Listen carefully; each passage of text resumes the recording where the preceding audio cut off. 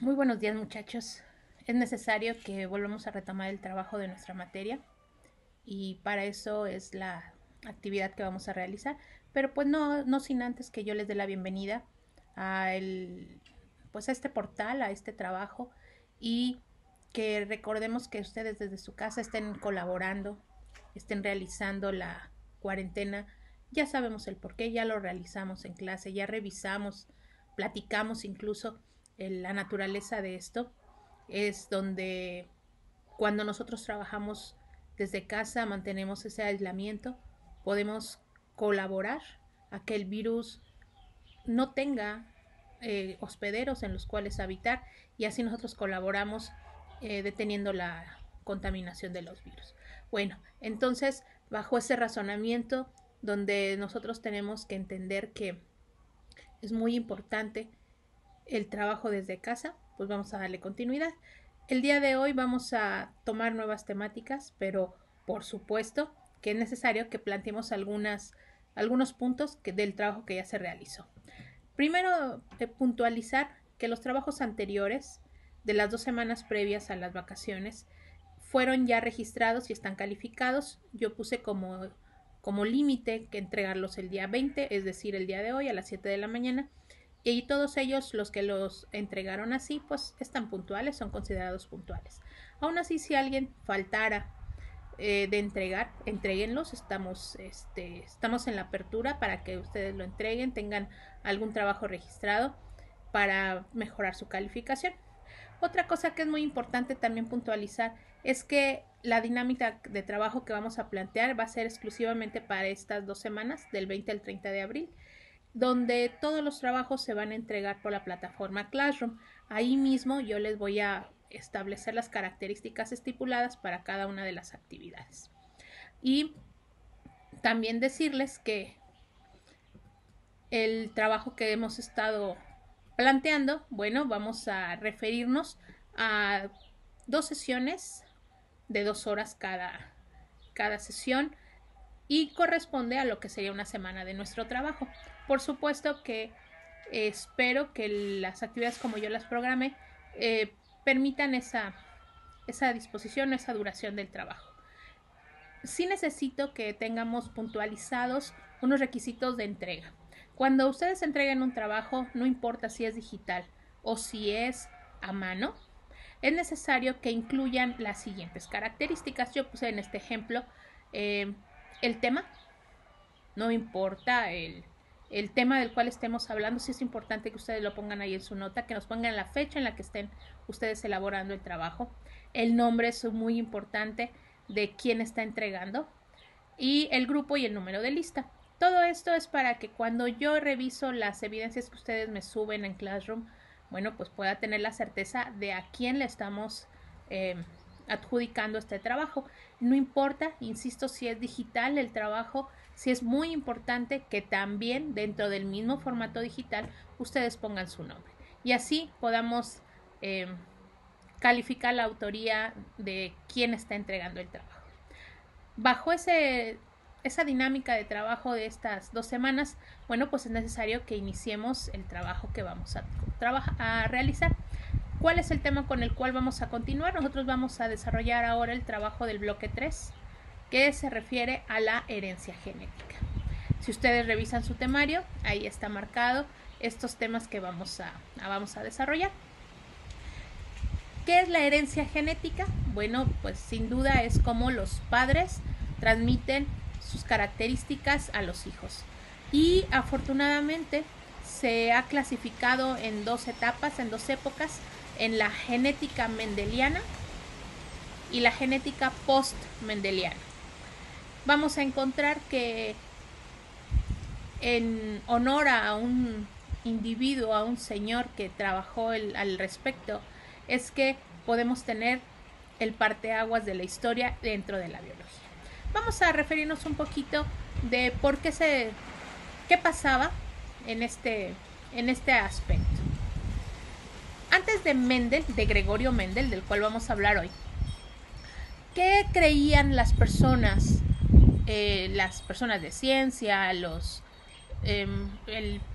total de la población con respecto a la transmisión de las características de padres a hijos.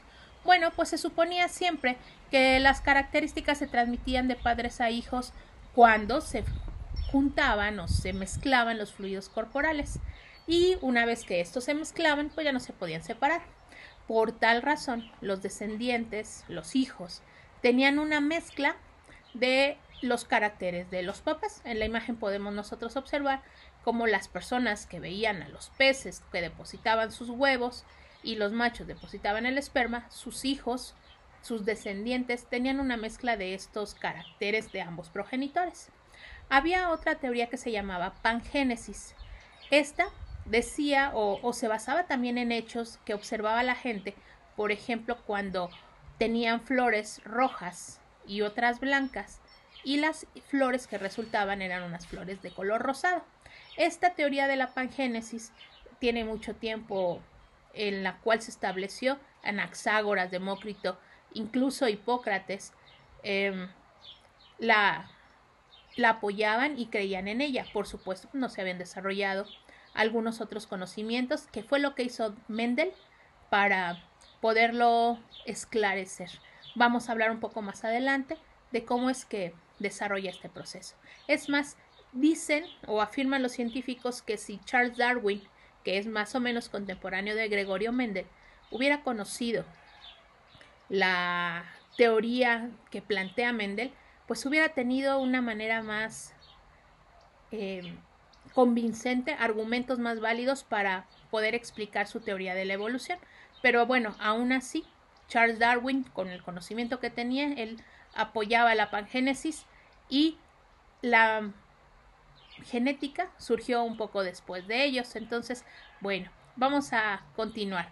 ¿Qué creían las personas? Por ejemplo, en la teoría de la pangénesis, creían que de todo nuestro cuerpo, aquí como les estoy señalando, surgían pequeñas copias de su personalidad, de sus células, las cuales iban hacia el torrente sanguíneo, y cuando la persona se iba a reproducir es que podían en los fluidos llevar esa información del papá. Obviamente, al unir los fluidos de padre y madre, encontraban esta combinación y los hijos tenían sus características que habían obtenido al ser los descendientes.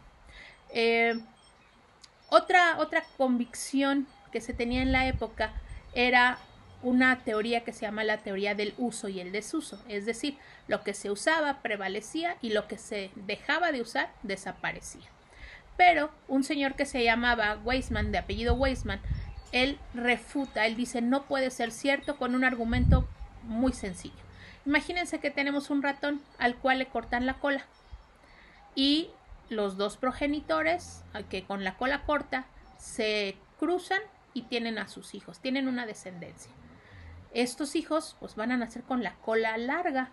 Lo podemos ver en la actualidad. Por ejemplo, se usa mucho que a los perros pitbull o a algunas otras razas de perros con fines estéticos les corten orejas y cola. Y entonces sus hijos pues todavía nacen con cola. ¿Por qué? Porque ese carácter adquirido que fue el de los padres pues no está guardado dentro de su información genética, la cual les permite transmitirla a sus descendientes. Entonces fue suficiente ese argumento para que Weismann pudiera refutar la teoría del uso y el desuso. Otra teoría también que sucedía o que la gente consideraba en ese entonces era la teoría de la herencia combinada. Aquí se afirmaba, por ejemplo, que si los dos progenitores tenían características un tanto diferentes, por ejemplo, este ratón era gris, el otro ratón era blanco, y ambos tenían descendencia, los hijos tenían una mezcla, ¿sí?, de ambos progenitores, donde se combinaban las características. Resulta que pues Mendel explica claramente que son mecanismos mucho más complejos para poder afirmar esta herencia combinada. Pero bueno, ese es el trabajo del cual vamos a desarrollar y aprender sobre esta genética mendeliana. ¿Cuáles fueron los trabajos de Mendel? Pues sin duda él trabajó las leyes de la herencia, y dice, por ejemplo, que el trabajo de Mendel dentro de la biología fue toda una revolución, haciendo una analogía o comparándolo como Newton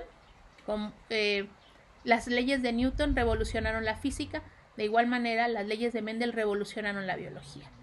Es tan importante todo este trabajo porque viene a explicar mecanismos que en la actualidad podemos dar por hecho. ¿Quién fue Gregorio Mendel? Él fue un señor que nació en la República Checa, donde en 1822 nace y se dedica básicamente a estudiar, familia acomodada que le permite realizar sus estudios. En 1847 se ordena como sacerdote, pero continúa sus estudios en la Universidad de Viena, donde desarrolla básicamente el área de las ciencias. Él estudia historia, botánica, física, química, matemáticas. Continúa en ese entorno de las ciencias para al fin, en 1865, publicar todos sus estudios que él había desarrollado en esas áreas.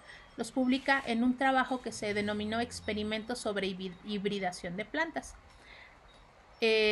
Una historia un poco trágica, pero Mendel fallece sin que sus trabajos hayan sido reconocidos. Él incluso creía que sus trabajos habían sido erróneos, pero se redescubrieron más adelante en la historia, aunque él muere sin la gloria de su trabajo. Es a lo mejor meritorio el que él en vida haya hecho un trabajo muy concienzudo, muy riguroso. Cuando